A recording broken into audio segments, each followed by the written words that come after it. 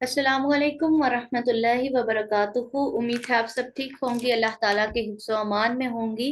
Rabbi श्रह ली सदरी व यस्सिर ली अमरी वहलुल उक़दतम मिन लिसानी यफ़क़हू क़ौली। रब्बि ज़िदनी इल्मा। अल्लाहुम्मा फ़क़्क़िहना फ़िद्दीन। आमीन। अल्लाहुम्मा सल्लि व सल्लिम अला नबिय्यिना मुहम्मद व अला आलि मुहम्मद। हमारे पास वर्स नंबर 5 है सूरह यूसुफ की। हम यूसुफ अलैहिस्सलाम के वाकया को स्टार्ट कर चुके हैं। अल्हम्दुलिल्लाह हमने फर्स्ट 4 आयात को देखा था। उम्मीद है आप सबको क्लियर होंगी। अगर आप लोगों का कोई क्वेश्चन होता है तो आप लोग कमेंट सेक्शन में भी पूछ सकते हैं, और ग्रुप को भी इंशाल्लाह एक दिन डिस्कशन के लिए एक क्लास रखी जाएगी, वहां पर लिंक शेयर किया जाएगा, आप डिस्कशन क्लास में भी पूछ सकते हैं। अल्हम्दुलिल्लाह आज इंशाल्लाह हम अपने रुकू को मुकम्मल करेंगे। वर्स नंबर 5 है, कौला, उसने कहा, या बुनैया, ए मेरे छोटे बेटे, ला तकसुस, ना बयान करना, रुया का, अपना ख्वाब, अला, अपने इख्वातिक, भाइयों से। अला का जो मीनिंग है ये कुरान में ऊपर की सेंस में भी आता है, और अपने या किसी चीज को ऑन करने के सेंस में भी आता है। फयकीदू, फिर वो साजिश करेंगे, लका, आपके खिलाफ, कैदन, साजिशें। इन शैताना, बेशक शैतान, लिल इंसानी, इंसान का, अदुव्वुन, दुश्मन है, मुबीन, खुला। यकूब अलैहिस्सलाम ने अपने बेटे का ख्वाब सुन के बेटे को कहा, ताकीद की कि वो इस ख्वाब का जिक्र अपने भाइयों से ना करें। सैयदना यकूब अलैहिस्सलाम ने बेटे को ख्वाब बयान करने से इसलिए मना फरमाया कि उन्हें डर था कि यूसुफ अलैहिस्सलाम के भाई उनको नुकसान ना पहुंचाएं। और ये डर किस वजह से था? उनको ये था कि वो इनके खिलाफ साजिशें ना करें, यानी ऐसा ना हो कि शैतान की चाल में आकर तुम्हारे भाई तुमसे हसद करने लगे। सैयदना यूसुफ अलैहिस्सलाम ने अपने वालिद के हुक्म की तामील की और ख्वाब भाइयों को नहीं बताया। याकूब अलैहिस्सलाम ने इसलिए ख्वाब बयान करने से मना फरमाया था कि कहीं हसद की वजह से उनके भाई उसे कोई नुकसान ना पहुंचा दें। और याकूब अलैहिस्सलाम का ये अंदेशा बाद में सही साबित हुआ, वरना अच्छा ख्वाब बयान करने करने से मना नहीं किया गया। खुद रसूलुल्लाह सल्लल्लाहु अलैहि वसल्लम ने बाज ख्वाब सहाबा कराम अलैहिस्सलाम से भी बयान फरमाए हैं। रसूलुल्लाह सल्लल्लाहु अलैहि वसल्लम ने पसंदीदा और नापसंदीदा ख्वाबों से मुतल्लिक अहकाम व मसाइल भी बयान फरमाए हैं। यहाँ हमें पता चलता है कि शैतान इंसान का खुला दुश्मन है। ये अल्लाह ताला के अल्फाज हैं जो अल्लाह ताला हमसे भी कह रहे हैं। ये अल्फाज सिर्फ याकूब अलैहिस्सलाम ने तब के दौर में अदा नहीं किए थे, ये अल्फाज अल्लाह ताला ने कुरान में भी इसलिए नाजिल किए हैं ताकि हम लोग भी याद रखें कि बेशक शैतान इंसान का खुला दुश्मन है। एक चीज जो हमारे समझने की है वो ये है कि याकूब अलैहिस्सलाम ने यूसुफ अलैहिस्सलाम को कहा था कि ये ख्वाब का जिक्र भाइयों से मत करना।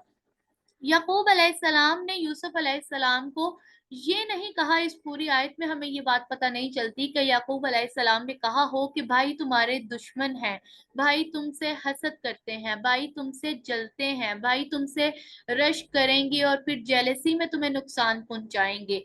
यहाँ हमें पता चलता है कि यूसुफ अलैहिस्सलाम का अकीदा उन्होंने खराब नहीं होने दिया। उन्होंने याकूब अलैहिस्सलाम ने एक अच्छे वे में अपने बेटे को सिखा दिया कि बेशक शैतान इंसान का खुला दुश्मन है। उन्होंने ये चीज वाज़ेह की कि शैतान उनको बहका देगा। हमें भी ये देखने की जरूरत है कि हम अपने बहन भाइयों के बारे में बदगुमान हो जाते हैं। जब हम बदगुमान हो जाते हैं तो बैक एंड पे हम अपने जहन में क्या रीजनिंग लेकर आते हैं कि उन्होंने हमारे साथ ऐसा किया, वो हमारे खिलाफ हैं, वो हमसे हसद करते हैं। ऐसा हरगिज नहीं होता। याकूब अलैहिस्सलाम ने जो रीजन बताया वो वाजिया है कि बेशक शैतान इंसान का खुला दुश्मन है। हर मुसलमान पर ये हक है कि वो शैतान से दुश्मनी रखे, ना कि अपने बहन भाइयों से।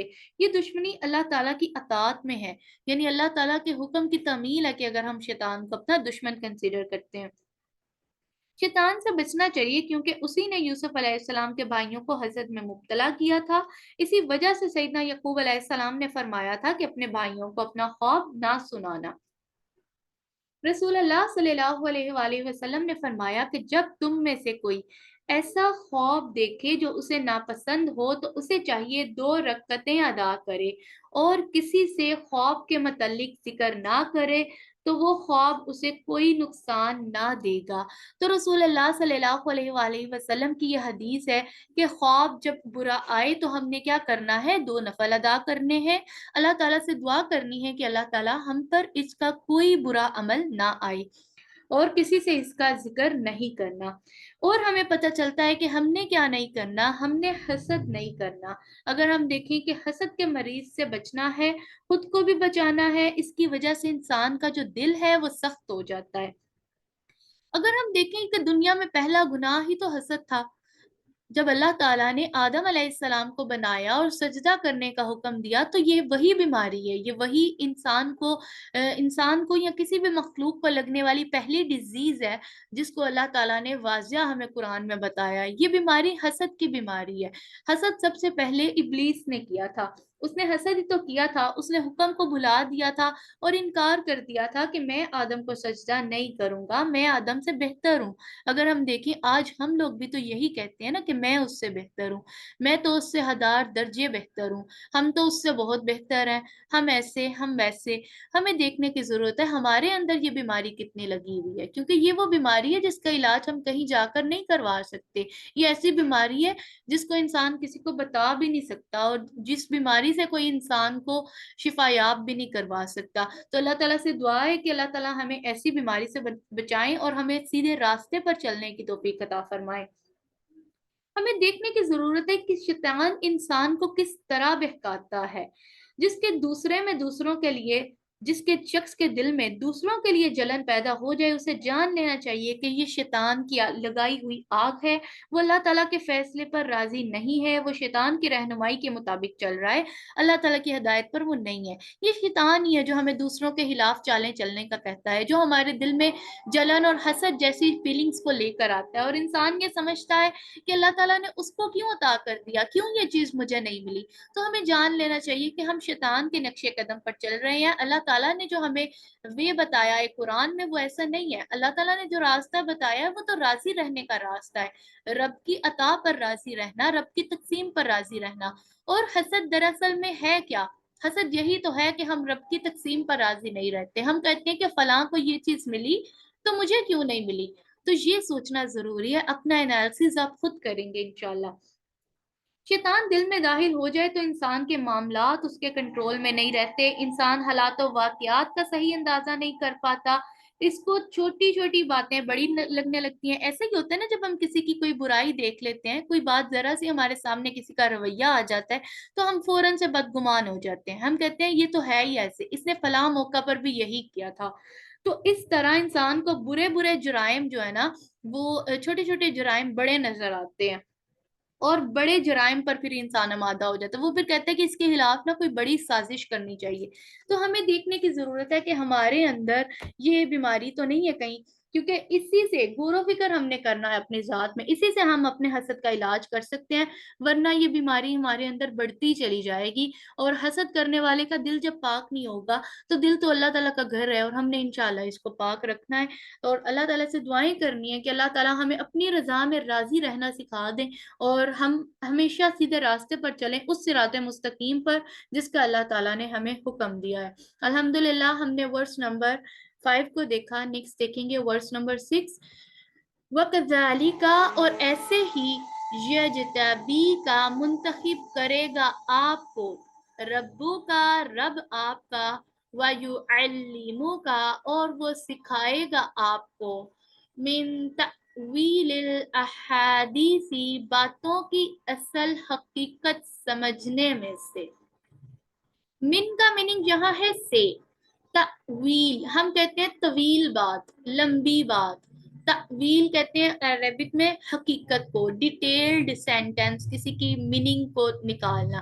الاحادیث، باتوں کی، حدیث ہم کہتے ہیں رسول اللہ صلی اللہ علیہ وآلہ وسلم کی بات کو عربک میں، تو حدیث کا میننگ ہوتا ہے بات۔ تو یہاں احادیث ہے، اٹ مینس سیکنڈ اس کی جو ہے جمع آ رہی ہے، تو یہ باتوں کی اصل حقیقت سمجھنے میں سے ہے۔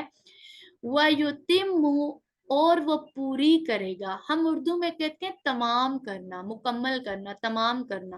وَيُتِمُّ اور وہ پوری کرے گا نعمتہ اپنی نعمت کو علیکا آپ پر، وعلا اور اوپر. اعلیٰ کا میننگ میں نے آپ کو پہلے بھی بتایا، اوپر کی سینس میں بھی آتا ہے. آل یعقوب، آل کہتے ہیں اولاد کو، ہم کہتے ہیں نا آل ابراہیم درود میں، آل محمد آل ابراہیم. آل کہتے ہیں اولاد کو، اولاد یعقوب کے.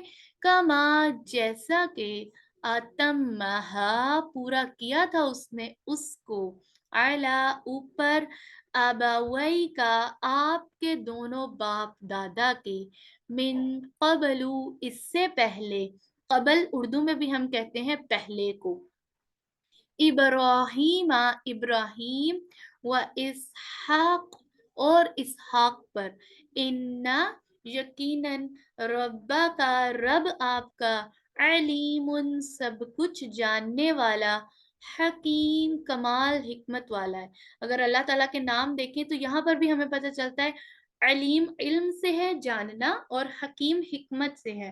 تو اللہ تعالیٰ کے نام ہے تو ان کے ساتھ اللہ تعالیٰ کی بہترین کوالٹی سے اللہ تعالیٰ نے بیان کی ہیں، سب کچھ جاننے والا اور کمال حکمت والا. الحمدللہ ہم اس آیت کی تفسیر کو دیکھیں گے. اللہ تعالیٰ کہتے ہیں اور ایسے ہی آپ کا رب آپ کو منتخب کرے گا. سیدنا یعقوب علیہ السلام اور سیدنا یوسف علیہ السلام نے جو خواب ڈسکس کیا اس کے بارے میں یہ اللہ تعالیٰ بتا رہے ہیں. اللہ تعالیٰ نے بیان فرمایا ہے کہ سیدنا یعقوب علیہ السلام نے اپنے بیٹے سیدنا یوسف علیہ السلام سے یہ بھی فرمایا کہ جیسے تمہارے رب نے خواب میں تمہیں عزت اور سعادت دکھائی ہے، اسی طرح وہ تمہیں نبوت کا بلند مرتبہ بھی دکھائے گا اور عطا فرمائے گا. یہاں پر ہمیں اللہ تعالیٰ کلیئر کر رہے ہیں کہ یہ یعقوب علیہ السلام یہ بات اپنے بیٹے کو بس کہہ رہے ہیں کہ اللہ تعالیٰ آپ کو وہ سب کچھ سکھائے گا، آپ کو منتخب کرے گا، آپ پر بھی اپنی نعمت پوری کرے گا، آپ کو باتوں کی اصل حقیقت سمجھنے میں سے کچھ سکھائے گا.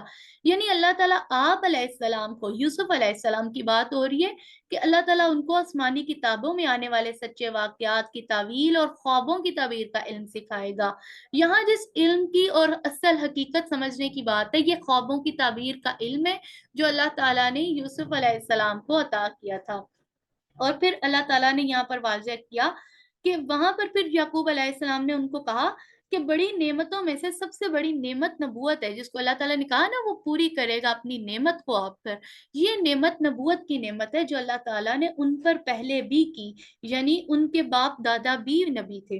نعمت سے مراد وہ انعامات بھی ہیں جو سیدنا یوسف علیہ السلام کو مصر لے جا کر عطا کیے گئے. یعنی وہ دنیا میں بھی اللہ تعالیٰ ان کو بھلائی دیں گے اور آخرت میں بھی بھلائی عطا کریں گے، اس سے مراد وہ نعمت بھی ہے. پھر اللہ تعالیٰ نے یہاں پر واضح کیا کہ جیسا کہ اس سے پہلے اس نے آپ کے دونوں باپ دادا ابراہیم اور اسحاق پر اسے پورا کیا تھا. اللہ تعالیٰ نے ابراہیم علیہ السلام اور اسحاق علیہ السلام پر کون سی نعمت کو پورا کیا تھا؟ اللہ تعالیٰ نے ان کو بڑی بڑی نعمتوں سے نوازا، اس لیے فرمایا کہ جیسے ان کے لیے انعامات کی تکمیل تھی آپ پر بھی کریں گے. نبوت اللہ تعالیٰ کی طرف سے خصوصی ہدایت کی توفیق ہے.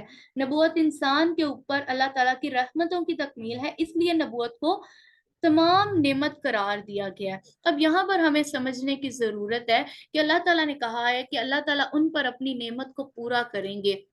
ہم لوگ نعمت کو سمجھتے ہیں اللہ تعالیٰ کی عطا، اللہ تعالیٰ کی عطا تو نعمت ہے لیکن یہاں پر وہ پوری کرے گا نعمت. نعمت کا جو کامل درجہ ہے، مطلب مکمل، کمپلیٹ ایک ہوتی ہے نا کمپلیٹ نعمت، وہ کیا ہے کہ اللہ تعالیٰ نے ان کو ایز اے پیغمبر سنا، ایز اے پیغمبر چن لیا، اپنا میسنجر بنا کر دنیا میں بھیجا.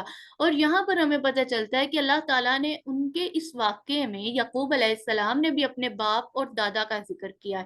کس وجہ سے ذکر کیا ہے؟ کہ وہ دونوں نیک انسان تھے، ابراہیم علیہ السلام اور ان کے بیٹے اسحاق علیہ السلام. یعقوب علیہ السلام جو ہے وہ پوتے ہیں، پر پوتے ہیں ابراہیم علیہ السلام کے. ابراہیم علیہ السلام کے بیٹے ہیں اسحاق علیہ السلام، اور اسحاق علیہ السلام کے بیٹے ہیں یعقوب علیہ السلام، اور پھر یعقوب علیہ السلام کے بیٹے ہیں یوسف علیہ السلام.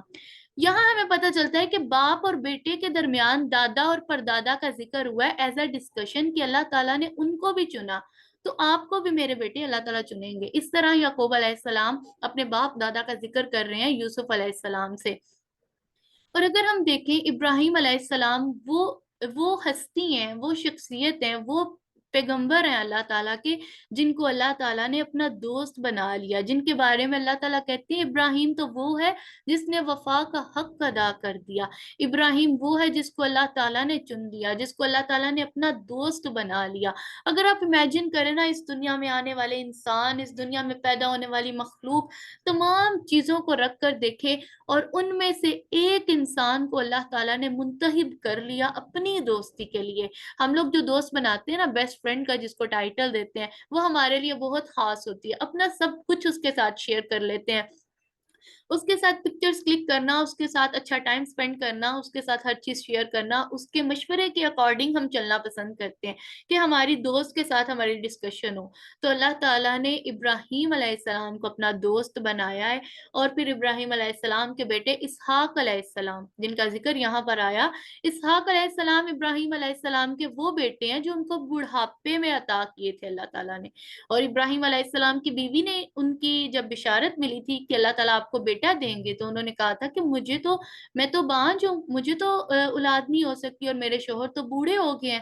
تو فرشتوں نے ان سے کہا تھا کہ یہ اللہ تعالیٰ کی مرضی ہے، اور اللہ تعالیٰ آپ کو عطا کریں گے، اور پھر اللہ تعالیٰ نے ان کو حضرت اسحاق علیہ السلام عطا کیے۔ یہاں ہمیں ایک اور بات پتہ چلتی ہے کہ ابراہیم اور اسحاق علیہ السلام کا ذکر کیا ہے یعقوب علیہ السلام نے، تو وہ ذکر ان کی کوالٹیز پر کیا ہے، ان کا اللہ تعالیٰ سے کنیکشن سٹرونگ تھا جس وجہ سے انہوں نے ذکر کیا ہے۔ ان کے باپ دادا کوئی عام باپ دادا نہیں تھے کہ جن کا ہم ذکر کریں یا وہ جن کا ذکر کریں، ان کے اور بھی ریلیٹیوز ہو سکتے ہیں، obvious سی بات ہے کہ ان کے دوسرے بہن بھائی بھی ہوں گے حضرت یعقوب علیہ السلام کے، یا ان کے کچھ نیبرز بھی ہوں گے، وہ جس سوسائٹی میں رہتے ہیں وہ لوگ بھی ہوں گے، لیکن انہوں نے ذکر کس سے کیا، اپنے آپ کو منسوب کس سے کیا، اپنے باپ اسحاق علیہ السلام سے اور دادا ابراہیم علیہ السلام سے۔ تو ہماری بھی یہی پریورٹی ہونی چاہیے کہ ہم اپنے آپ کو انبیاء کرام علیہ السلام سے منسوب کریں، ہم دیکھیں کہ ہم کس کے امتی ہیں، ہم کس کی شریعت پر چل رہے ہیں، ہم کس کے احکامات کو فالو کر رہے ہیں، ہم نے کس کو اپنا رول ماڈل سلیکٹ کیا ہے، ہم کس کی طرح بننا چاہتے ہیں، ہم اللہ تعالیٰ سے کیا ایکسپیکٹ کرتے ہیں کہ اللہ تعالیٰ ہمیں کس کے نقش قدم پر چلانا۔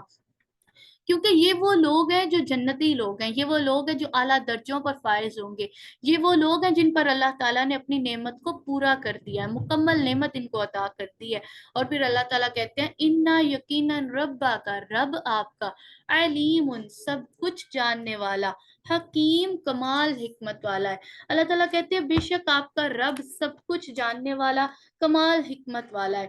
اللہ تعالیٰ نے نا ربا کا سے ہمیں ریئلائز کروایا آپ کا رب، یعنی آپ کا رب، میرا رب، ہم لوگوں کا رب۔ اللہ تعالیٰ نے نا بڑی اپنائیت والے لفظ استعمال کیے ہیں۔ اللہ تعالیٰ کہہ سکتے تھے ربو کا، یا ربی، یا رب العالمین، تمام جہانوں کا رب، پالنے والا، یا رب رحمان، رحم کرنے والا۔ اللہ تعالیٰ اس آیت میں ہمیں یہ ریئلائز کروا رہے ہیں کہ وہ رب آپ کا بھی رب ہے، اگر وہ سب کچھ جانتا ہے، آگے جو صفات بیان کی ہیں کہ علیم وہ سب کچھ جاننے والا، آپ کا رب تمام چیزوں کو جانتا ہے۔ آپ کے دل میں جو اس وقت خیال موجود ہے نا، اس کو میں تو نہیں جانتی، آپ کے پاس موجود لوگ تو نہیں جانتے، لیکن کون جانتا ہے؟ ربا کا، آپ کا رب جانتا ہے۔ اور کون حکمت سے فیصلے کرتا ہے؟ ربا کا، آپ کا رب۔ آپ کے رب کے فیصلے جو ہیں وہ حکمت والے ہیں، وہ کمال حکمت والا ہے، یعنی وہ سب کو اپنی حکمت اور حمد کے مطابق عطا کرتا ہے، وہ حکمت والا ہے، وہ تمام اشیاء کو ان کے صحیح مقام پر رکھتا ہے۔ اللہ تعالیٰ کی یہ حکمت تھی کہ اس نے ابراہیم علیہ السلام کی لڑی میں نبوت رکھ دی، یعنی ان کو اتنی ان کی زندگی میں ان کو انعامات دیے، اور پھر ان کی دنیا سے جانے کے بعد بھی ان کا نام رہتی دنیا تک قائم رہا۔ یعنی ابراہیم علیہ السلام کی شریعت کو ہم لوگ بھی فالو کرتے ہیں۔ نبی کریم صلی اللہ علیہ وآلہ وسلم بھی شریعت محمدی پر پیدا ہوئے اور اسی کو انہوں نے فالو کیا، اور آگے اور رسول اللہ صلی اللہ علیہ وآلہ وسلم کی حدیث میں بھی یہی ہے کہ وہ اپنے باپ ابراہیم علیہ السلام کی شریعت پر ہیں۔ تو یہاں سے ہمیں پتہ چلتا ہے یہ اللہ تعالیٰ کی حکمت ہے کہ اللہ تعالیٰ نے ابراہیم علیہ السلام اور اسحاق علیہ السلام والی جو نبوت ہے، جو نعمت ان کو دی تھی، وہ یعقوب علیہ السلام کو اور یوسف علیہ السلام کو بھی پھر دینے کا فیصلہ کر لیا۔ الحمدللہ ہم نے اپنا رکوع نمبر 1 مکمل کیا ہے، اور اس کا ٹیسٹ انشاءاللہ آپ کو بتا دیا جائے گا کہ کس دن پر ہوگا. آپ کے ساتھ پہلے ایک ڈسکشن سیشن رکھا جائے گا، دین انشاءاللہ آپ کا ٹیسٹ ہوگا تاکہ آپ لوگ اچھا اس ٹیسٹ میں اپیئر ہو سکیں. نیکسٹ ورڈز ہم سٹارٹ کریں گے. ورڈز نمبر 7 ہے لقد، بلا شبہ یقیناً، کانا ہے، فی یوسفا، یوسف میں. فی کا میننگ میں آئے گا. میں کس سینس میں؟ من کا میننگ بھی سے ہوتا ہے، جیسے فی میں، و اور اخوتی ہی، اس کے بھائیوں میں. ہم اردو کا ورڈ پڑھتے ہیں اخوت، جس کو ہم کہتے ہیں بھائی چارہ. تو اخوت کا روٹ بھی یہی والا ہے، اخوتی ہی، اور اس کے بھائیوں میں. آیت نشانیاں، للسائلین، سائل کہتے ہیں مانگنے والے کو، سوالی کو، سوال کرنے والا. تو للسائلین، پوچھنے والوں کے لیے. اللہ تعالیٰ کہتے ہیں کہ بلا شبہ یوسف علیہ السلام اور ان کے بھائیوں کے قصے میں پوچھنے والوں کے لیے نشانی ہے. قصہ یوسف جو ہے یہ نصیحتوں کا خزانہ ہے. اللہ تبارک تعالیٰ نے واضح کیا ہے کہ یعنی سیدنا یوسف علیہ السلام کے واقعے میں بہت سے سبق ہیں. اس قصے میں اللہ تعالیٰ کی قدرت اور اس کی حکمت اور نبی کریم صلی اللہ علیہ وآلہ وسلم کی نبوت کی صداقت کی نشانیاں ہیں. یہ واقعات و نصیحتوں کا خزانہ ہے پوچھنے والوں کے لیے، یعنی جو بھی اس بارے میں سوال کرتا ہے. یہ بہت امپورٹنٹ بات ہے. اللہ تعالیٰ چاہتے نا تو یہ بھی کہہ سکتے تھے تمام لوگوں کے لیے، تمام عالمین کے لیے، لیکن اللہ تعالیٰ کے آپ ورڈ کو غور کریں، اللہ تعالیٰ کے لفظوں پر فوکس کریں. دیکھیں کیسے لفظ ہیں، اللہ تعالیٰ کے حکمت سے بھرے ہوا قرآن ہے ہمارے پاس. اللہ تعالیٰ نے کہا نشانیاں ہیں، اور بتا بھی دیا کہ نشانیاں کن کے لیے ہیں. للسائلین، پوچھنے والوں کے لیے. جو سوال کرتا ہے نا وہی پا لیتا ہے، جو اللہ تعالیٰ سے مانگتا ہے نا اسی کو عطا کیا جاتا ہے. بن مانگے انسان کو کچھ نہیں ملتا. اگر آپ کو پانی کی پیاس ہے نا، آپ جب تک اپنی جگہ سے اٹھ کر جا کر خود نہیں پیئیں گے نہیں ملے گا، یا ساتھ والے کو کہیں گے نہیں نا تو کسی کو پتہ نہیں چلے گا کہ آپ کو کیا چاہیے. تو انسان کو جو چیز چاہیے ہوتی ہے انسان اس کے لیے کوشش کرتا ہے، کوشش میں ہی انسان کو وہ چیز دی جاتی ہے. اللہ تعالیٰ کہتے ہیں اس قصے میں، بھائیوں کے قصے میں پوچھنے والوں کے لیے نشانیاں ہیں.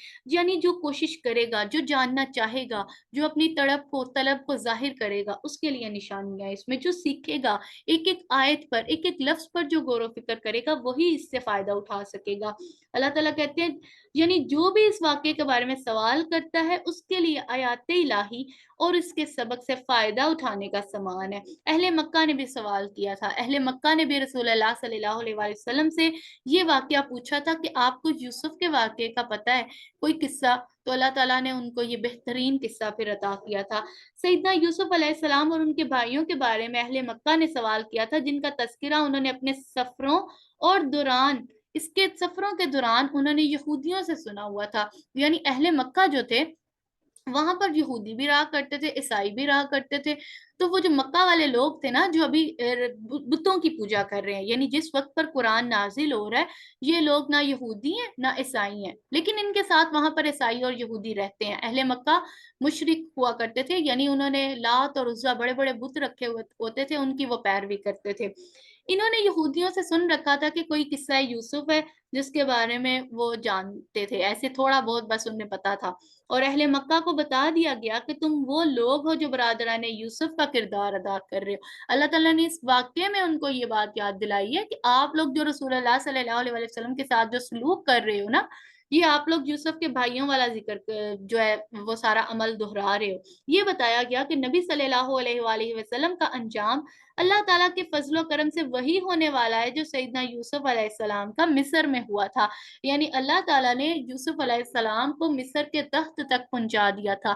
اسی طرح اللہ تعالیٰ نے رسول اللہ صلی اللہ علیہ وآلہ وسلم کے ذریعے رسول اللہ کو اتنی ہمت دی کہ انہوں نے مدینہ ہجرت کی اور ریاست مدینہ جا کر قائم کی. اور پھر وہ دن بھی آیا، لوگوں نے وہ دن بھی دیکھا جب رسول اللہ نے مکہ کو فتح کیا اور تمام بت توڑ دیا، اللہ تعالیٰ کے گھر کو بتوں سے پاک کر دیا. تو اللہ تعالیٰ نے یہاں پر جو مکہ والے ہیں اہل مکہ، ان کو بھی یہ واضح کیا ہے کہ اس میں تمہارے پوچھنے والوں کے لیے بہت نشانیاں ہیں اگر وہ غور و فکر کریں، اور ہمارے لیے بھی آج وہی نشانیاں اس میں ساری موجود ہیں ہمارے آج کے حالات اور واقعات کے مطابق۔ الحمدللہ نیکسٹ ورس دیکھیں گے، ورس نمبر 8 ہے ہمارے پاس۔